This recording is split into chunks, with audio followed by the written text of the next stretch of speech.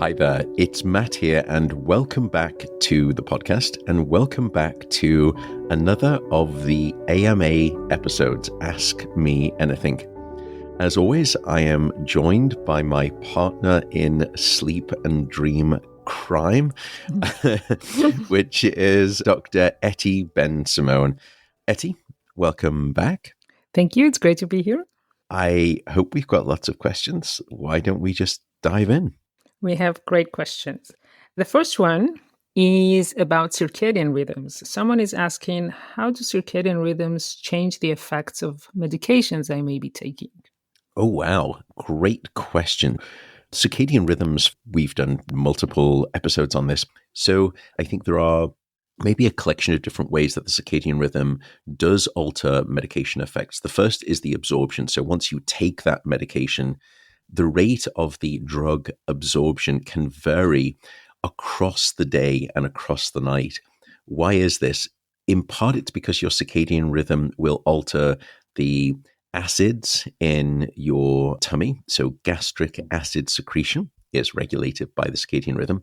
Your gastrointestinal motility, meaning how effective is the gut at moving things through from start to finish.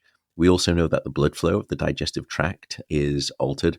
And all of these things can either change the speed or the slowness with which those drugs are going to be absorbed.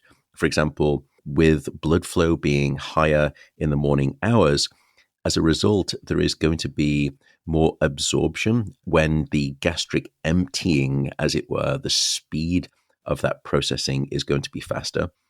The next thing that circadian rhythms will do is change as I said, the spreading out of the drug. It's not a very technical term, is it? It's spreading out, beef-specific distribution of the drug.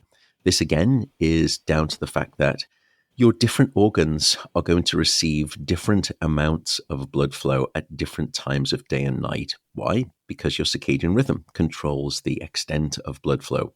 I think there's also some evidence that the binding of certain proteins changes as a function of time of day. And why that's important is it means it changes how drugs are going to be distributed throughout the body at different times of day based on how they're going to be binding to things that they need to bind to and then have their effects. So distribution is going to be altered mostly based on the blood flow. Typically, if you are a diurnal species like us, human beings, the distribution blood flow is going to be higher during the day and lower during the night. Next up is probably metabolism, that your liver is the principal organ through which drugs are going to be metabolized. And the speed of the enzyme activity inside of your liver, which determines the rate of how quickly the drug is metabolized, is different during the day and during the night. And also blood flow is different to the liver, just as I mentioned earlier. So those are two different mechanisms by which metabolism can alter it. That's the liver, but then people will often speak about the liver and the kidneys as sort of metabolic and excretion organs. Well, the kidney, principal function, excretion, and this is how quickly you remove the drug from your system. And the kidney will filter things at a faster rate during the day relative to the night. We also know that the pH of the urine will be different across the day and across the night, which also alters the speed with which excretion happens. Can you believe it? The final thing I would probably mention is the target site of sensitivity. So depending on certain receptors and also enzymes in specific target regions. So let's say that you have a drug that is going to target the heart, or a drug that's going to target your respiration, your lungs, or a drug that will target your kidneys. The receptors on those organs will change their sensitivity as a function of day and night, as a function of the circadian rhythm, and the enzymes within those organs, which will determine how well the drug is received, processed, and becomes effective, are also going to be different at different times of day.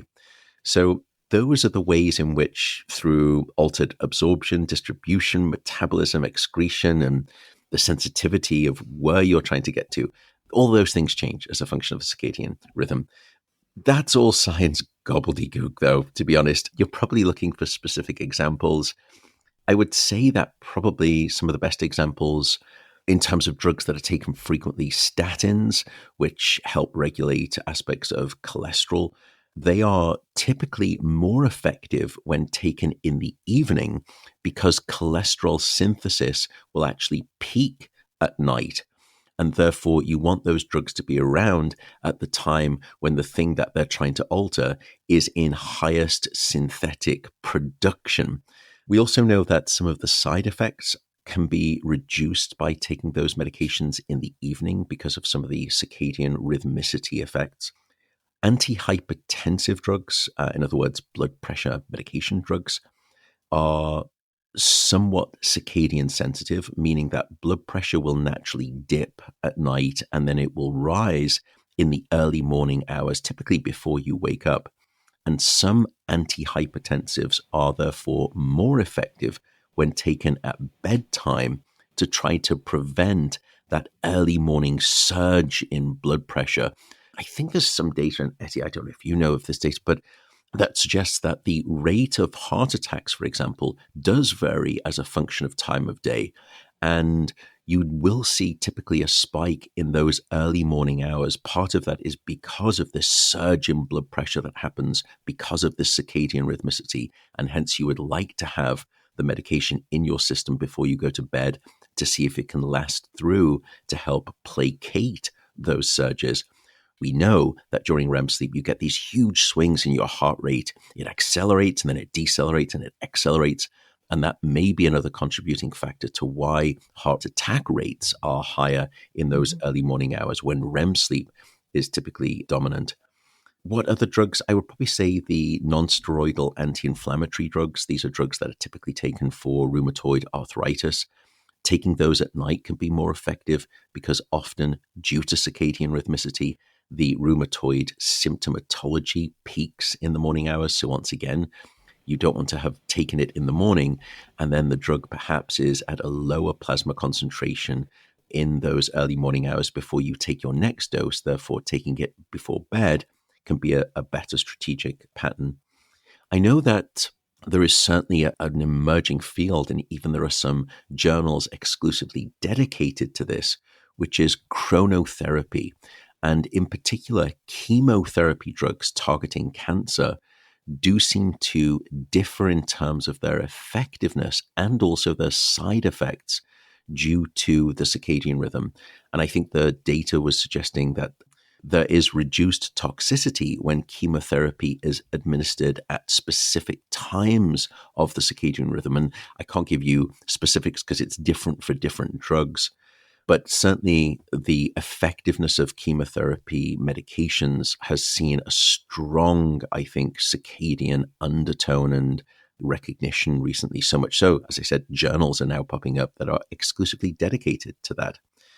All of which is to say, what are the implications here? I think there is going to be in the future potentially tailored chronotherapy where when you understand an individual and their circadian rhythms because of wearables that are now able to assess your own innate natural circadian rhythm, maybe they would output a data file that then plugs to your GP, general practitioner, your doctor, who then looks at that and then some AI algorithm is able to populate your drugs in a distributed fashion across the day based on your own circadian time. I could imagine that's one of the futures of personalized medicine.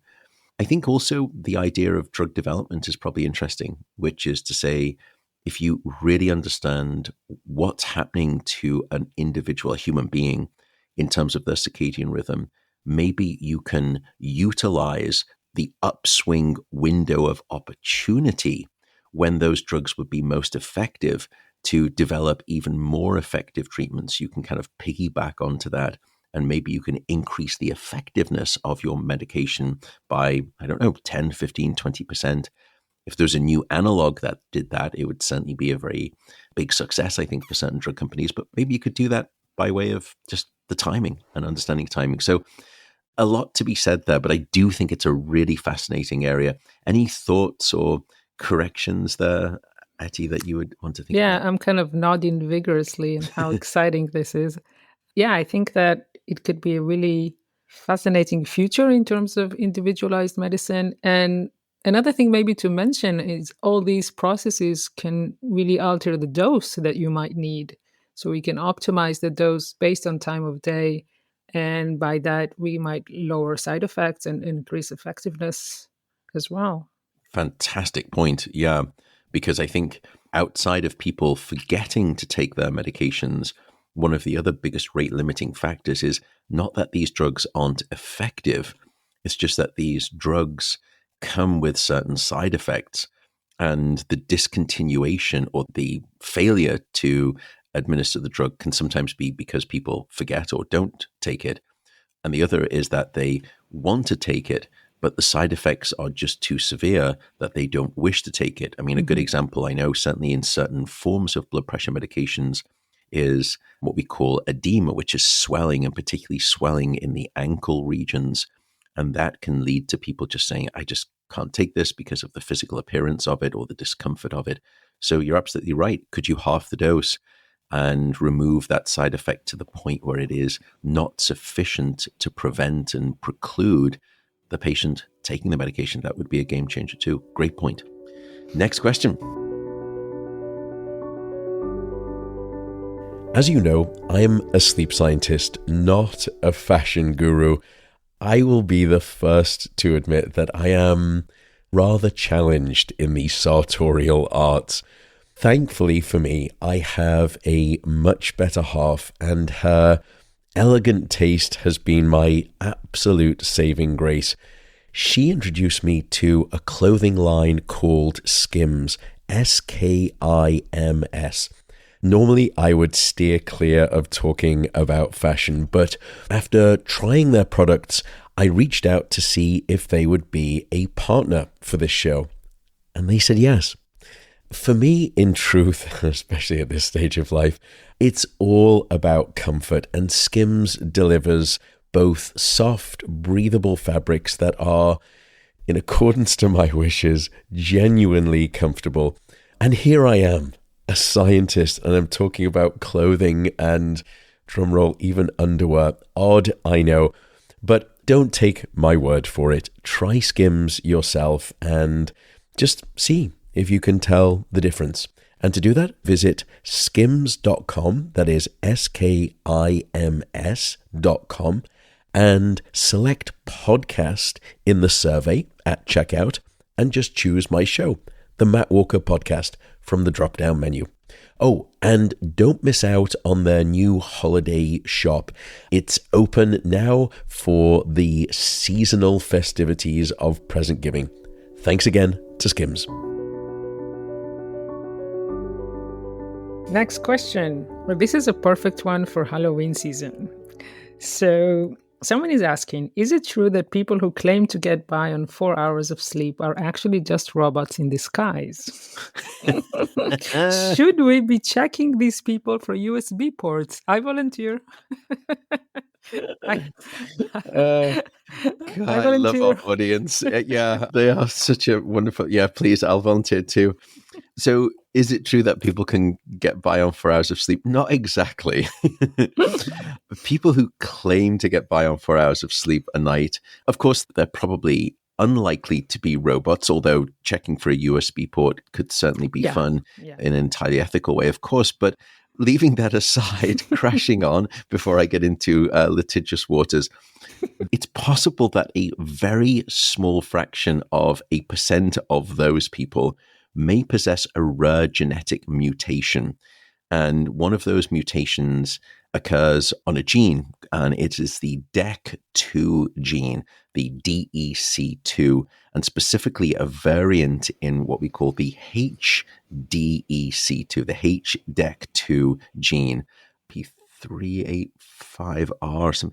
Anyway, it's total word or letter spaghetti, but the DEC2 gene is an interesting gene because it allows certain individuals, if they have this genetic mutation, to function relatively well on somewhere between 4 to 6 hours of sleep without showing severe, at least, cognitive deficits that for all of the rest of us who are neither robots nor DEC2 mutation gene carriers would normally experience.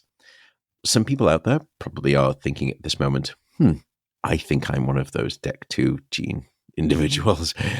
No, I was just thinking, I think I'm a robot. I'm kidding. I need so much sleep. I'm definitely not a robot. Well, I don't know. Based on the work output that you produce at the Sleep Center and your brilliance, I've sometimes wondered, where is Where's the my USB port? USB ports plural? Actually, USB-C, because the level at which you stream data and seem to process it is unreal. I'll tell you, man, that's why I wear scarves all the time. Oh, it's so James Bond. But anyway, I think if last estimate served me well, this gene is occurring at less than 1% of the population. And I think there's some statistic that would suggest that you are more likely to be struck by lightning in your lifetime than you are to be one of these DEC2 gene carriers.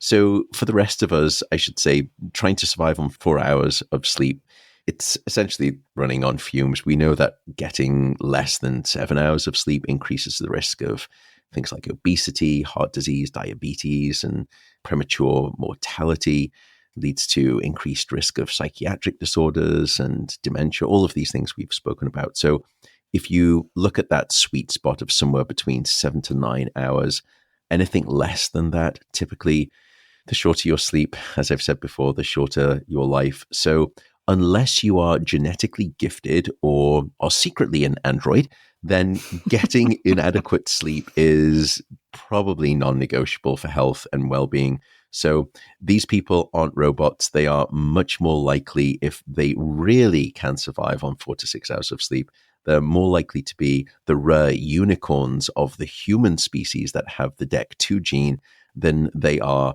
likely to be a robot. But even if they are not immune to some of the long-term health consequences of sleep loss, by the way, for those DEC2 gene carriers, I don't know, and maybe you could correct me, Etty, I don't know of any real longitudinal studies in those individuals. Right now, for those short sleeping individuals, we deprive them or we look at their habitual sleep and then we assess them for cognitive testing, and they seem to be doing just fine on very little sleep.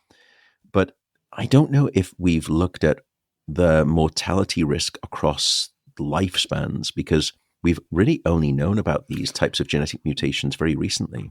Yeah, it's a really novel finding. And I've also talked to one of the researchers that published the first study on DEC, and it took them years to find these people because it is very rare. So we don't know long term. And also, I'll just mention that from working with these individuals, it seems that they do have a lot of energy and sort of a positive mindset.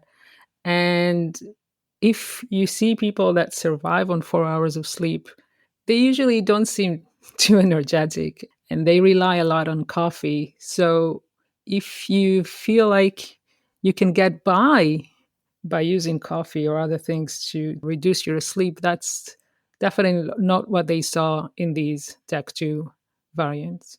Yeah, I think it's very hard, isn't it, for us to disambiguate our subjective sense of how well we're doing with insufficient sleep. I think that's been one of the findings of a number of people's work, which is your own estimate of your performance and your capability when you are sleep deprived typically is not a very good predictor of objectively how well you are functioning and performing when you're sleep deprived. And so relying on oneself can be a little bit dangerous when it comes to a lack of sleep. A little example of that, if I can, before we move on. They did a study where they manipulated the sleep score that people received in the morning, kind of coming from what they were wearing, kind of like a Fitbit or something. And if you were given a positive feedback, you felt better subjectively, even if your sleep was really bad. But when they did some tasks, you could see that objectively they're still doing worse. So I think it speaks exactly to what you mentioned, that we can manipulate pretty easily our subjective sense of sleepiness, but once we run tests, we see the real price of sleep loss. Yeah, I think that's why objective assessments are so useful when it comes to sleep, because sleep is such a strange situation that even when we sleep, we're so non-aware of what is going on in ourselves. That's why, I could ask you, how did you exercise last week? Were you consistent? How did you eat? Did you eat clean or not very healthy? But if I were to ask you, how much deep sleep did you get last Tuesday? It's pretty hard. So both our subjective estimate of what was going on as we were sleeping is not great. And furthermore, our estimate of how well we're doing when we wake up from whatever quality of sleep that we're having is also not very predictive of the reality of the situation. And therein lies some of the danger. But okay, next question. So, the next question, someone is asking, what are the evolutionary reasons behind humans' biphasic sleep patterns seen in some traditional societies? Yeah, so this is an interesting question. I think what's being asked here is maybe not so much traditional societies in the sense of hunter-gatherer tribes, which we've spoken about before, which is, yes, biphasic sleep, but it's typically the siesta-like profile, Mhm. which is where you have one long bout of sleep at night and then a siesta-like nap in the middle of the afternoon. I think maybe here comes to some of the biphasic, and we can speak about that too, but the biphasic sleep that is often known as segmented sleep or divided sleep, which has been promoted by the media as first sleep versus Mhm. second sleep, where people sleep in two distinct periods. And again, this is not like the siesta nap biphasic sleep. It's more that people would sleep for about 4 or 5 hours, then they would wake up, they would engage in social activity, they would read, they would make food, they would play music, and then they would go back for a second sleep. And yes, that has been observed if you look at some of the historical texts, and it kind of ended towards the Dickensian era. It's very clear that that was something that certain parts of society were doing. The question, though, is not did it happen? And maybe you could argue that segmented sleep may allow our ancestors to be able to wake up and be aware of maybe things that are happening at night and sort of do a quick check for an hour or so and then go back to sleep. I don't think that's a very convincing argument. But I think more to do with the idea of social and cultural activities that they may provide time for additional social interactions, storytelling, and other cultural practices that are best served in the darkness of night rather than the busyness of the waking day. And that could help strengthen social bonds and facilitate the transmission of knowledge within groups because people are typically together rather than out doing chores and tasks and working in the fields. And so I could imagine that there could be some social and cultural adaptive evolutionary benefits. The problem with all of this is not did it happen? I think it clearly did, but is that the way that we were designed to sleep? And I don't think there's anything in the scientific literature in terms of circadian rhythmicity or our sleep wake rhythms, or even data from hunter gatherer tribes whose way of life hasn't changed for thousands of years, that suggests that is our natural innate sleep tendency. There is one study that's often quoted to support the idea of a split shift sleep, and I'm blanking on the name of the person who did it, and it will probably come back to me. But that study didn't ever mention first sleep or second sleep, and it was never argued to support that. And there are several issues with that study that is often cited. The first is that it was a very artificial study because they placed participants in an enforced regiment in the laboratory of 14 hours of time in bed each night. So no wonder if you're in bed for 14 hours, your sleep becomes diluted and more fragile. That did, however, lead to an increased probability of waking up in the middle of their night, as it were, the middle of their 14-hour period. But that means that they essentially slept for about 6.5, 7 hours at night to begin with. Then they woke up. And then because they couldn't get out of bed, they would kind of be drowsy and they would sometimes drift off and have a second sleep.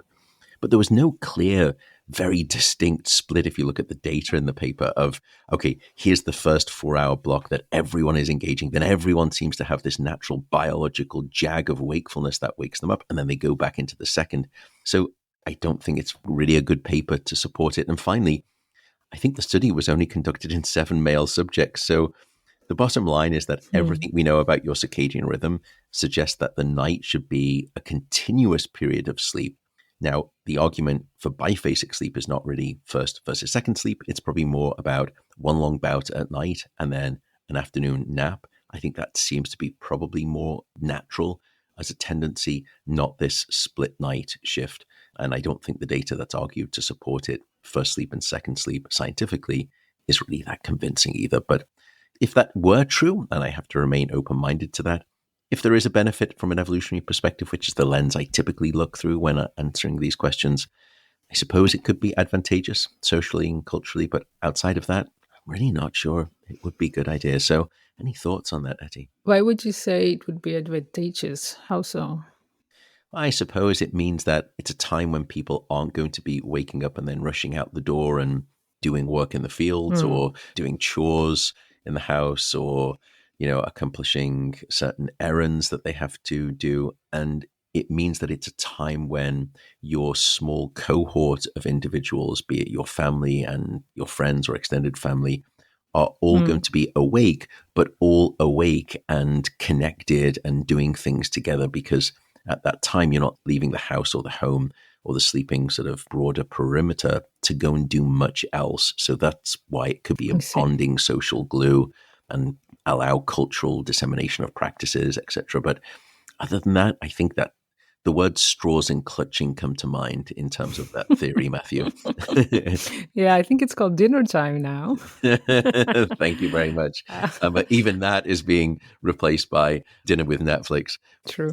I just want to add that if we look at the biological clock, we see a dip around when people usually take a nap around noon or 1. And we see it in people that live in industrialized countries like us, but also in hunter-gatherer tribes, like you mentioned. So we do see traces of the siesta embedded in our physiology, but we don't see any uptick of arousal coming up around the middle of the night. This is not to say that people don't wake up sometimes in the middle of the night, of course, but we don't see any evidence biologically that there is something pushing us to be more awake in the middle of the night. Would you agree? Yeah, I agree. I don't think there's anything in the circadian rhythm, that 24-hour biological clock, that would argue for a marked acceleration. I mean, if anything, in the middle of the night, your circadian rhythm is hitting its nadir, its lowest point in its drive to be active, and you're probably still weighed down by a pretty hefty amount of sleep pressure, of adenosine pressure, because the brain hasn't cleared it all away yet. Both of those things, based on what we know of the biology, are really trying to conspire to keep you asleep, not promote you to be waking and engaging in cultural and social activities. So, yeah. Okay, next question. Next question is a very interesting topic. Someone's asking about the microbiome's role in sleep regulation and the impact of gut health interventions. Well, we do have an interest in that because we recently published a review in a journal called PLOS Biology, and this was all about free access. Which is free access. You can find it, and we wrote about sort of the latest and greatest in sleep science, the emerging future of sleep science. And one of the topics that we picked, because it was fascinating, was the role or the interaction between the gut microbiome and sleep. But I'm sure most people have heard about the gut microbiome. It's emerged as really, I think, a crucial player in various aspects of human health. And one of those areas may be sleep and circadian rhythm regulation. I'm still yet to fully wrap my head around it, and I don't know if anyone truly fully understands the extent of it, but it's an immensely complex ecosystem of microorganisms that live inside of us, the hosts. It sounds very kind of within us. Yeah, exactly. I know it sounds very kind of like Black Mirror episode, the host and the organisms inside. And through a whole variety of pathways, we're starting to understand that they may be able to influence the sleep patterns that we experience, the quantity and the quality of that. And I think it opens up some interesting avenues for improvements in sleep through gut health interventions. The kind of the gut brain sleep equation is about a gut brain sleep axis. And that axis, which is simply a way of saying there is a highway of communication between your gut in your tummy and your brain. And it has a bidirectional communication system between the gastrointestinal tract and your central nervous system. And I think recent researchers started to think about the concept that sleep seems to be one of those things that the gut brain axis can manipulate. And again, since that highway path is bidirectional, it's possible that the gut microbiome can influence sleep, and sleep, whether it's good quality or bad quality, may influence your gut microbiome. I think part of that is because of neurotransmitter production, that gut bacteria produce neurotransmitters like serotonin and dopamine and GABA, all of which we know are critically involved in sleep regulation. So that's one way that they could influence sleep. I think the other way is clearly that the gut microbiome can modulate your circadian rhythm. It itself exhibits a diurnal rhythmicity, and it could influence, therefore, the rhythmicity of the host. So if that gut microbiome has a powerful enough circadian rise and fall, and it's communicating to the brain, then why could it not also itself impact the rise and fall of the brain's circadian rhythm and the 24-hour clock genes that sit within it? I think the other thing that we came across in our reading of this literature was the immune system, that the microbiome modulates immune responses, and it in fact changes inflammation levels within the host. And your state of inflammation can very much impact your sleep quality. As for research, I think right now there's not that many convincing causal studies. Certainly, I know that we spoke in that review to demonstrate that individuals with higher microbiome diversity, which is considered a good thing, those people who have greater microbiome diversity typically had better sleep efficiency and longer total sleep time. And what people have observed is that the higher the abundance of certain microbiota, things like bifidobacterium and lactobacillus, were deemed to be potentially good microbiota, were associated with better sleep quality. So I do think that there is some emerging associational evidence. I think there were a number of studies, and correct me if I'm wrong, Etty, suggesting that multi-strain probiotics may improve sleep quality in healthy male adults, and then probiotics, again containing lactobacillus and also bifidobacterium strains, can improve sleep quality. It was either in depressed patients or insomnia patients. I can't remember right now. So I think those are some of the emerging potential intervention studies that you could argue are causal, but I just don't think there's enough evidence yet to show the causal nature of that. I would note that there's probably some indirect effects, that probiotics have been suggested to decrease stress and anxiety. And we certainly know, of course, that those two things disrupt sleep. All in all, I think the gut microbiome plays certainly a significant role in regulating brain function, and your brain is clearly capable of altering your gut microbiome. I think there is emerging evidence that part of that equation involves the function of the brain that we call sleep. Does that mean then in the future that this opens up a new path for how we regulate sleep? I think many people, perhaps for the older sleep medications, are somewhat reticent for them. They have numerous side effects.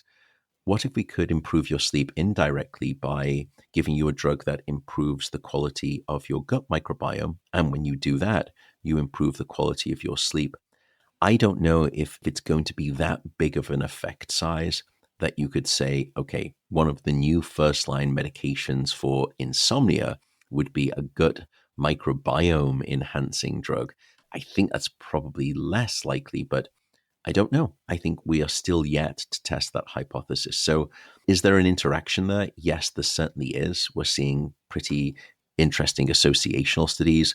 And we've got a couple of studies where if you alter the microbiome through supplementation, through probiotics, you can see some sleep modification. Right now, my sense is, TBD in terms of definitive strong evidence, but maybe I'm just a pessimist on there, despite being naturally in life a rational optimist. I think it's, first of all, really fascinating that the whole field of microbiome, how it's evolving and how this kind of ocean of bacteria in our guts has so much to say about how we live and how our brain functions. I think it's fascinating. We just keep finding more and more frontiers. Every time we open up a new path to the brain, you also open up a new path to the opportunity of sleep modulation. So, Yeah, okay, exactly. next question. A long-standing partner of today's podcast is Element, spelled LMNT. Element is a sugar-free electrolyte mix. And for me, it was the sugar-free part of that made me start using it quite some time ago. Beyond having the electrolytes in the right balance, the other reason I'm a fan of Element is that it's scientific. And if you look at the people who created the company, you'll find some pretty heavy-hitting physiology, biochemistry, and pharmacology knowledge that is baked into the product. And again, all of that comes without any sugar. I am a devotee of their product. I really do use them. I know people will say that on these ad reads. I use it every single day for my workout. I put it in my protein shakes afterwards. I do use it. Also, by the way, Element has just recently brought back the chocolate medley range, which you can have essentially your electrolytes hot. And in the trio of flavors, there is chocolate mint, chocolate chai, and also my favorite, chocolate raspberry.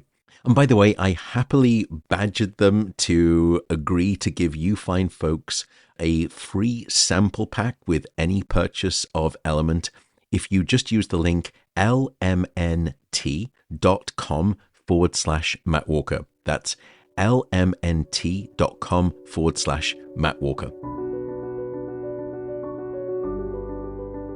So, this is a fascinating one, and we also covered this in our review. How do sleep needs differ among various animal species, and what can we learn from these differences for human sleep health? Ooh, we both kind of love animal sleep, I think. So, I yeah, I love it think so much. It's fascinating. it's so fascinating. Let's see if we can give people explanations as to why we find this fascinating. Sleep patterns and the requirements for sleep vary. I mean, it's just so drastic among animal species. Some of this is due to evolutionary adaptations that serve unique biological needs and environmental conditions that almost have, we believe, shaped the need for sleep or the lack thereof. It's not just fascinating, but it's been really helpful for us to try to understand the nature of this thing called sleep and what sleep is doing and how it does it based on the variations that we see across different species. So probably the most dramatic difference in terms of variation is duration, how much sleep different species need. And it varies wildly. So, for example, humans, based on what we know, require somewhere between 7 to 9 hours of sleep per night. If you are, Unless they are robots. unless they are androids with USB ports, thank you, self-referential to prior question. But non-robotic giraffes, meaning giraffes, they only sleep for about 2 hours a day based on our estimates. And they usually do that in short intervals too. They don't sleep for just a long 2 hour bout. And part of that seems to be to remain vigilant against predators. On the other hand, some species like the little brown bat, which I think is kind of like the rock god of sleep. If I was going to have a poster on my wall of a sleeping organism, it would be the brown bat, and I would pay homage to it every morning. It sleeps on average for up to 20 hours a day. Why is that? Because it seems to be the need to conserve energy when food is scarce, or they need to avoid daytime predators. So they will typically have longer bouts of sleep. Although, what I would say is that our dog Ventus, he is this Beautiful greyhound, absolutely fantastic. So, although perhaps one of the most inactive species that I have recognized, despite the paradox of being a greyhound, we have this special collar for him, and that collar will track his number of steps, and it will also track his activity and inactivity duration. And therefore, we get some guesstimate of how much he's sleeping. I don't know how he does it, but he is clocking somewhere close to the little brown bat of about Hmm. 20 hours of sleep a day. Where he gets this drive for the wonderful thing called slumber, I do not know. It's perhaps because he's around me. And short of losing the will to live, the only other state that you can be in, because I'm so desperately boring, is the non conscious state we call sleep. Let me get back to it, though. What Maybe he this has the opposite variant of the Yeah, deck, exactly. Yeah, whatever the anti-deck. the anti-mutation deck gene he definitely has. Maybe it's the deck one gene rather than deck two gene. I don't know. What this vast array of durations across species in terms of sleep suggests is that sleep requirements are probably tailored to a species' ecological niche and their survival strategies. I think you can think about this in different ways too, which is not just the duration, which is vastly different, but also the way in which sleep is structured. And I hinted at it for the giraffes. We do see clear polyphasic sleep in herbivores versus typically more monophasic sleep in predators.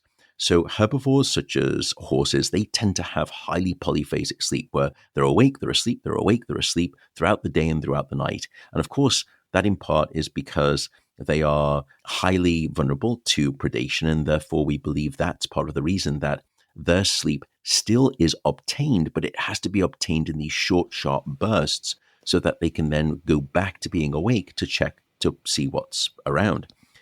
But if you look at apex predators, for example, like lions, they engage in very long, consolidated bouts of sleep, sometimes 12, 15 hours. Why? Because they have fewer threats and they can afford to have prolonged periods of rest. So I think this teaches us a little bit about, again, what drives and shapes different species based on their ecological niche and where they sit on the totem pole of predator versus prey. There's also some really interesting data regarding not just how much sleep that you get, but also the different stages of sleep that you get. There was a great study performed by Charles Nunn and his colleagues, and what they looked at was primate REM sleep. And of course, we are a primate together with lots of others, monkeys, and a whole variety of different chimps. And what they found was that on average, the other primates will have a REM sleep percent of about 9 or 10%.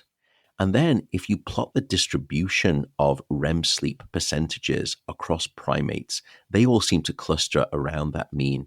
And then there is a data point on the far right hand side. That data point is us, Homo sapiens. And we can have as much when we're healthy and young as somewhere between 17 to 22% REM sleep. We have almost double the amount of REM sleep that other primates have. We don't know why necessarily, but there have been some suggestions that it is related to our expanded cognitive abilities relative to those other primates. I think I have made the perhaps rather ridiculous argument that it's also due to our EQ as much as our Mm. IQ, our emotional intelligence, because we know that REM sleep is critical for aspects of emotional intelligence, not just cognitive intelligence too. So certainly that's probably a spaghetti against the wall explanation, but observing how animals sleep, I do think offers some remarkable insights into the diversity and the adaptable nature of sleep. Anything that is adaptable during this evolutionary pathway of development means that Mother Nature has never found a way to get around the need for this function of sleep. Mhm. And therefore, the diversity of ways in which species will have sleep at the bottom line impresses to me that sleep is so non negotiable. If there was any way that the evolutionary process could have found to remove sleep out of the equation, considering how maladaptive it seems to be, then it would have. But the fact that it remains so critical, expressed by way of species getting it in all sorts of different ways. One half of the brain, other half, we haven't spoken about unihemispheric sleep, polyphasic versus monophasic, one long bout, lots of small bouts. The fact that it still persists in every species that we've studied to date, I think suggests that it is just this absolute biological necessity rather than some negotiable luxury. But what are your thoughts on that, Etty? I think that it is a very fascinating topic, and it also tells us a lot about sleep, not just across the different animals, but when you think about theories that we have about sleep. So, for a long time, we thought that sleep is for the brain, by the brain, of the brain. And then come along a little study that shows that creatures without a central brain actually sleep. What does that tell us about the role of sleep and how sleep evolved? So it teaches us a lot about how sleep found its way across evolution, like you say. So, considering that we're talking about the divergence and the oddity of sleep throughout the night, do we have any more oddity questions about the diverse way in which we sleep, or should we wrap it up? Do we have time for one more question? I think we do, yes. The last one is a question about, can we actually catch up on sleep? Or is that just a bedtime story we tell ourselves after watching an entire Netflix series in one night? In parentheses, asking for a friend, of course. Of course. No judgment there. Absolutely. Well, long-time listener, first-time caller, thank you for your question and your concern for your friend. Yes, you're a very good friend. The short answer in terms of catch-up sleep is not entirely. Now, while our bodies can accommodate some degree of recovery sleep, the idea that you can fully catch up on the sleep that you've lost does not seem to be true. And it doesn't seem to be true either on the basis of the quantity of recovery sleep that you accommodate, nor does it seem to be true in terms of the extent of recovery in terms of body and brain functions. So let me see if I can double click on each one. Let's say that I take you, the listener, and I deprive you of sleep for the entire night, this night. For sake of it, say I've deprived you of 8 hours of sleep. And then I give you all of the recovery sleep that you want on the next night, on the next night, and on the next night. Do you get back some of the sleep that you lost? Absolutely you do. You will sleep longer that following night than you would do on any normal, typical night. But you seem to only obtain about 50% of the lost sleep. In other words, you only seem to recover back in total about 4, maybe 5 hours of sleep across those subsequent 3, 4, 5 nights of recovery sleep. So the system does not seem to be designed to be able to recapture all that it has lost. And therefore, you continue to move forward in life with that perpetual debt, and you can never clear the books on that debt. In terms of the clearing of the consequences of that debt, I think it comes back to a great study that I believe we may have discussed previously on the show by Ken Wright and his team at the University of Colorado Boulder. And to me, this is probably the paper that provides the most compelling evidence as to why we can't catch up. They did this really interesting study. The paper, I think it was entitled Weekend Sleep Recovery Does Not Counter Chronic Sleep Deprivation, or something along those lines. They recruited a group of participants. Those participants were going to be chronically sleep deprived, meaning that they were consistently getting less than 7 hours of sleep a night. The participants were carefully screened to make sure, by the way, that they had no sort of other health conditions or sleep disorders. And the study consisted of 2 phases. There was a baseline where participants maintained their usual sleep habits, their usual, what turned out to be deficient sleep habits for several weeks leading up to the study. And the sleep was monitored using a variety of different objective assessments. Then they were tested for brain and body in terms of their brain activity. They were tested in terms of their cardiovascular function and aspects of their breathing, some aspects of immune function. And then they went into a recovery sleep. And now participants were essentially allowed to sleep as much as they wanted on the following 2 consecutive weekends. So essentially, they were short sleeping during the week, and then they had these 2 consecutive, essentially experimental weekends where they were allowed to sleep as much as they wanted, and their sleep was recorded. And once again, they performed the same tests. What did they find? Well, in terms of their brain function, even after a weekend and several weekends of extended sleep, the participants continued to exhibit the cognitive impairments that they had expressed as they were short sleeping during the week. So, in other words, their attention, their reaction time, their memory, all of these things were impaired, as were performance on things that we call executive function. These are sort of high level human operating functions. They weren't as able to do strategic planning or organization or problem solving. We also found that the chronic sleep deprivation led to changes in the sleep architecture and the patterns of the sleep. And participants who were chronically sleep deprived during the week spent significantly less time in deep slow wave sleep and also REM sleep, which we know is essential for cognitive and memory function. They also found that certain levels of hormones, for example, particularly cortisol, a stress-related hormone, was elevated in the participants as they were short sleeping. And even after they got the recovery sleep at the weekend, the levels of cortisol continued to be elevated above and beyond typical baseline. And that led to changes in cardiovascular health and immune function, I should say. So, all of which is to say, I don't think there is particularly strong evidence that you can fully catch up and counteract all of the negative effects of chronic sleep deprivation, even after an extended weekend of long sleep. There was a recent study, and I should do a podcast on this, a single podcast, which is sort of the late breaking episode stuff. They did find that in a large proportion of individuals who were assessed across several years, and they had some of their activity being tracked for a number of weeks, they did find that those individuals who were short sleepers during the week, but then became longer sleepers at the weekend, they did at least decrease the otherwise higher likelihood of having some kind of a cardiovascular event like a heart attack or a stroke because they had done that longer sleep at the weekend.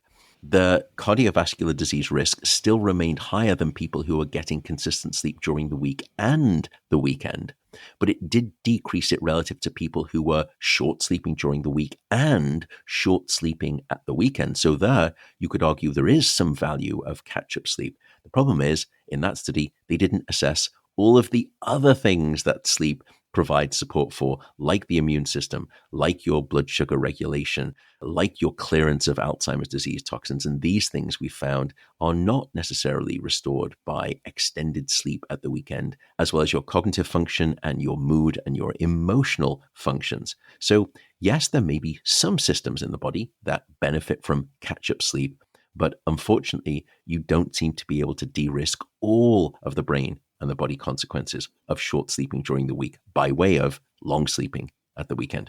Yeah.